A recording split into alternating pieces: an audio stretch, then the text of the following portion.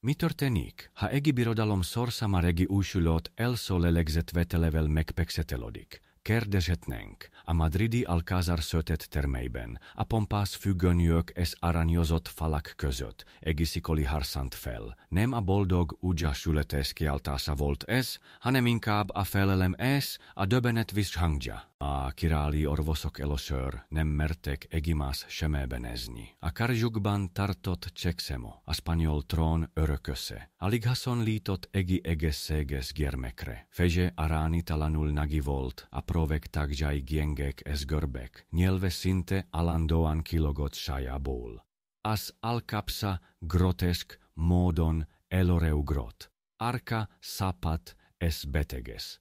A jelenlévők szívet jeges remület szorította össze. Vajon hogyan lehet majd belőle uralkodó? Az udvari solgák suttogassa futótuszként terjedt a folioszokon. Volt, aki átokra gyanakodott. Mások Isten büntetését látták a gyermekben. Mariana királyné, az anyja könnyeivel küzdve sorította melkasához fiát. Szívében a szeretet és a kétségbészés vadul harcolt egymással. Tudta, nem pusztán egy kisfiút hozott világra, hanem egy birodalom jövőjét. Amélie már most a szemébe hullani látszott.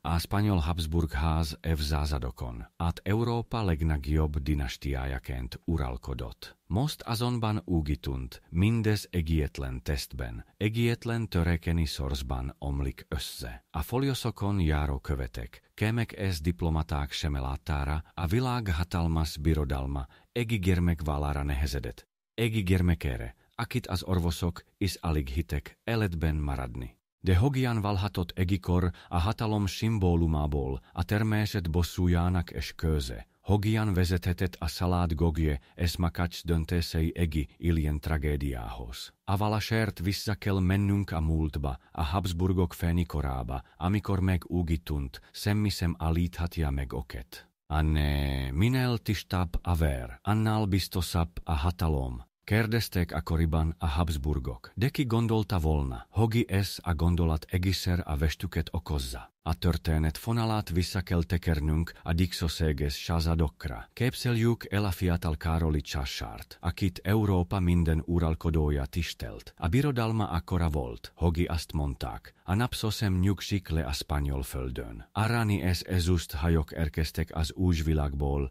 Velázquez és El Greco exegye ragyogtatta fel a paloták falait, a királyi udvar fenyőzése messze földön híres volt. A Habsburgok úgy érezték, Isten kiválasztott népeok, akiknek örökre jár a hatalom. Csak hogy a dicsőség árnyékában ott lapult a mag, a belteni eset. Fülöp királyok sorra unokatestvéreiket, szocáját unokahúgaikat vették feleségül. Politikailag ez szeniálisnak tűnt. A birtokok egy kézben maradtak, a birodalom egészségeszertetlen maradt. De a természet törvényét nem lehet büntetlenül szemébe venni. A család falasan már nem is ágazott, hanem inkább összegubankolódott pokhálóvá vált. Egyre gyakrabban születtek gyenge, beteg gyermekek, akikben az idegek és izmok már nem működtek úgy, mint kellett volna. Az udvari orvosok némán jegyzeteltek, a festok exetvonásokkal próbálták elrejteni a torzulásokat. Diego Velázquez például igyekezett portrékon eltakarni a cásári ajkat, azt a jellegzetes. Előreugro Habsburg alkapcot, Amélie már ekkor árulkodott a vérvonal pusztulásáról. A spanyol nemesség fenyőző élete ekkoriban meg elvakította a világot, de a követek, a diplomaták, a szomszédos királyi udvarok mind egyre gyakrabban jegyezték fel. Furcsa dolgok történnek Madridban. A királyok gyengülnek, a gyerekek torzán születnek, s a trónörökösök gyakran nem érik meg a felnőttkort. Ez mégis, a Habsburgok újra visszatértek ugyanahoz a döntéshez. Egymáshoz hazaszodtak, mint egy biológiai időzített bomba, Amélinek ketjegészet, senki sem akarta meghallani. S amikor Mariana királyné világra hozta Károlyt, ez a bomba végül felrobbant. Devajon mit jelentet ez arobanász a mindennapokban. Hogyan élte meg egi birodalom, amikor a trónra egi olyan gyermek került, aki meg a legegiszerűbb dolgokra sem volt képes. Že ne szás.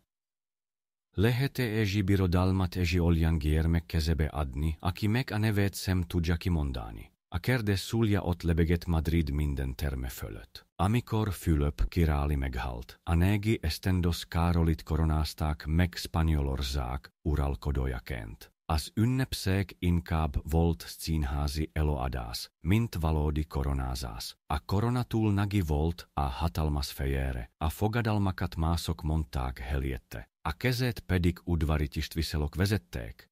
Hogi úgi tunjön, saját akaratából írja alá a dokumentumokat. A világ döbbenten figyelte, hogyan ül egi hatalmas birodalom trónján egi gyermek, akit alig lehetett embernek nevezni. A valódi hatalom természetesen nem Károli kezében volt. Az anyja királyné Mariana Vasmarokal tartotta irányítása alatt a kormányzást. A tanácsosok, a fórak és a papok mind tudták. A király pusztán egi báb, akinek a létezése arra szolgál, hogi fenntartsa a látszatot. Az udvar mindennapjait titkok hálója sottebe. Tanítókat és orvosokat hoztak Károli mellé. Hogi legalább valamennyit tanuljon. Próbálták megtanítani járni, beszélni, írni, de a fejlődése sosem haladt úgi. A hogyan egi gyermeknél kellett volna. Gyakran üveges tekintettel bámult maga elé, étkezni is csak különleges eszközökkel tudott. Minden lepése, minden szavakinke szervez erőfeszítést kívánt. A palota falain belül, a felelem állandó laková vált. A szolgák titoktartási eszköt tettek, aki megszegte, az halállal fizetett. Az udvaroncok rettegtek, hogi az igazság kisivárok Európa többi udvarába, de a követek nem vakok, leveleikben egére gyakrabban emlegetek a furcsa gyermekiralit, akit mintha láthatatlan szálak mozgattak volna. Miközben Spanyolország lassan roskadozott a terhek alatt, a trónon ülő gyermek maga lett a birodalom gyengeségének jelképe. Az emberek suttogva arról beszéltek, hogi Isten atokkal sújtotta a Habsburgokat, s hogi a király semeljében maga a végzet ül a trónon. De a király udvarnak volt egi másik fegyvere, a házasság. Vajon képes lehet-e egi frigi megmenteni, amit a természet már elvet? Vajon egi feleség mellett megszülethet-e a remény, hogi Károli utódot nems, és ezzel folytatja a dinasztia történetét? Az posad, megmenteti-e a serelem, amit a természet már elvet? A kérdés minden egész királyi eskuvon ott visszhangzott. A spanyol udvarban mindenki tudta, hogi Károli képtelen volt valódi feriként élni, mégis a dinasztia fennmaradásáért házasságot kellett kötnie. Az elszó választás Marie Louise, a francia hercegnő volt. Egi ifjúnő, akit szépsége és életvidámsága miatt egész Európa szodált. Amikor megérkezett Madridba, döbbenten szembesült férje állapotával. A násejsaka Amelinek a dinasztia jövőjét kellett volna biztosítania. Valószínűleg sosem történt meg igazán. Marie Louise eleinte próbált kitartani. Mosoligott az udvar előtt, részt vett a pompás bálokon, de szívében lassan emésztette a kétségbeszéd. A palota falai között magáni. Reménytelenség és végtelen nyomás nehezedett rá. Nem telt bele szokidó, hogi depresszióba süllyedt. És amikor fiatalon megállt, egész Madrid gyászolt, de mindenki tudta, hogi valójában egi szerencsétlen, a Sony szabadult meg a reménytelen lánkoktól. Nem sokkal később új feleséget kerestek Károlinak, nemet földi Mária Annát, azonban már nem ringatta magát illúziókba. Titkos leveleiben keserűen írta le férjét. Egi ember, aki szinte gyermeki szinten rekedt meg, akinek olikor rohamai voltak, aki napokig öntudatlan feküdt. Ez akitől senki sem várhatott trónöröközt. Az udvarban közben egiren not a feszültség. A nemeszek szoportokrasakat voltak, akik abban reménykedtek, Hogi Károli csodával határos módon fiút nemz, mások már nyíltan azon dolgoztak, Hogi felkészüljenek a dinastia véget jelentő utódlási valszágra. A pletikák sárnira kaptak, az intrikák szurusödtek, a palota termeiben egire érezhetőbb volt, a kétség beszész saga. Ez miközben Károli maganélete romokban hevert, a birodalom lassan a teljes összeomlás felé sodródott. Mert mi történik egi országban? Ha a király képtelen uralkodni, a hazaságai kudarcot vallanak, ez a jövőködébe csak a pusztulás körvonalai rajzolódnak ki. Ám mi maradt egi birodalomból, ha a király csak árnyék, a trón pedig üres látszat, ezt szutogták már Európa serte, miközben Madrid falai között a fény lassan kihunít. A spanyol birodalom, amely egikor aranyjal és ezüsttel árasztotta el Európát, most roskadozott a terhek alatt. A gyarmatokból egire ritkábban futottak be hajók, a kincstár kiürült, a hadsereg vereségre halmozott, Portugália elveszett, a tengeren az angolok diadalmaskodtak, a kontinensen a franciák fenyegettek. Az a birodalom, amelyet valaha leggyőzhetetlenek hittek, most minden oldalról széthullani látszott. Az udvar mindennapjai ekkorra szinte grotesk színházzá váltak. A király neve szerepelt minden rendeleten, de a sorokat mások írták helyette. Az ünnepségeken ott ült ugyan, de üres tekintete, reskető kezei és torz arca mindent elárult. A hatalom már rég nem az övé volt. A valóságot gondosan szott etiket, ceremóniák és vallási rítusok fedték el, mintha a látszat meg képes lenne összetartani, amit a valóság már szétszakított. A vallási vezetők is egire hangosabban beszéltek arról, Hogi mindez isteni büntetés. Az inkvizíció, amely egikor az eretnekeket üldözte, most már azokat hallgattatta el, akik a dinastia gyengeségéről suttogtak. A nép között pedig legendák terjedtek, a király valójában szörnyűek, a Habsburgok megszertettek a természet törvényeit, és most átok ül rajtuk. A nemeszek körében is egire nyíltabbá vált a harc. Mindenki tudta, Hogi Károli nem lesz képes utódot nemzeni. Ezért hercegek, nagyurak és külföldi követek már titokban készültek arra a pillanatra, amikor a király meghal, és vele együtt a spanyol Habsburg vonal is kihal. A palota már nem a dicsőség helye volt, hanem egi ostromlott erőt, amelyben mindenki a másik árulására várt. Ez mindeközben ott ült a trónon egi ember, aki valójában már csak árnyék volt önmagából. Egi király, akinek a teste és az elméje napról napra bomlott szét, miközben körülötte egi egész civilizáció remegett az összeomlás szélén. De hogyan ér véget egi ilyen tragikus történet? Mi történik, amikor a király utolsó lélegzete nem csupán egi ember halálát jelenti, hanem egi egész korszak véget? Mi történik, ha egi király halála nem csak egi élet véget, hanem egi egész világ összeomlását jelenti? Ezt a kérdést szutogta Madrid minden utcája, mikor Károli utolsó napjai elkezdődtek. A király teste ekkora már teljesen elhasználódott. Gyakori rohamok rászkodtatták, bénulások tették mozdulatlanná, hosszú órákon át eszméletlenül feküdt, majd hirtelen üres tekintettel bámult maga elé. Az udvari orvosok tanácstalanul álltak ágia mellett. Nem maradt több gyógymód, sem remény. A palotát szent és felelem lengte be.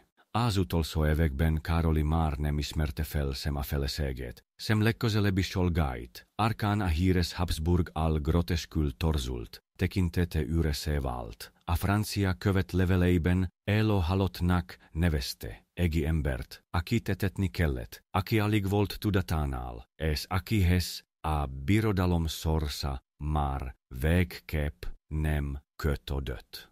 Amikor végül az utolsó lélegzetis elhagítatestet. Mariana von Neuburg királyné virastott mellette. Könnyeiben egészszerre volt megkönnyebbülés és végtelen szomorúság. Vége volt égi korszaknak. A palota sötét termeiben suttogas futott végig. Megállt a király, és vele együtt a Habsburgok is. Károly végrendelete, amelyet valójában az udvari klikek fogalmaztak, a Bourbonházat, a francia királyi családot jelölte örökösnek. Az a család, amely ellen a Habsburgok évszázadokig harcoltak, most átvette a spanyol trónt. Ez a döntés villámként capott Európába. Kitört a spanyol örökösödési háború, amely verbe borította a kontinenst. Ez végleg darabokra törte a spanyol birodalmat. Amerikában gyarmatok kezdtek függetlenedni, Európa térképe újra rajzolódott, a spanyol aranikor pedig visszavonhatatlanul véget ért. A paloták, amelyekben egikor fenyőzés uralkodott, most üresen álltak, a mukincek szétsoródtak, a nemeszek széthúzott, a nép pedig éhezett. De Károly tragédiája nem pusztán égi dinasztia bukása volt. Az oszorsa örök figyelmeztetése vált. Az emberi góg, a hatalomvági, a tiszta vér, röges melye végül mindent elpusztíthat, amit égi család valaha felépített. Ott szörnyetegnek nevezték, de valójában csak égi áldozat volt. Égi élo szimbóluma annak, hogyan pusztíthatja el önmagát égi birodalom. Amikor eltemették, nem csak égi királyi testét vitték a föld alá, hanem égi egész világ emlékét. A trón, amelyen valaha császárok és királyok döntöttek Európa sorsáról, most üresen kongott. Ez a történelem lapjain mindörökre ott maradt az üzenet. A hatalom ára néha nem aranyban vagy verben fizetődik meg, hanem a saját genjainkben.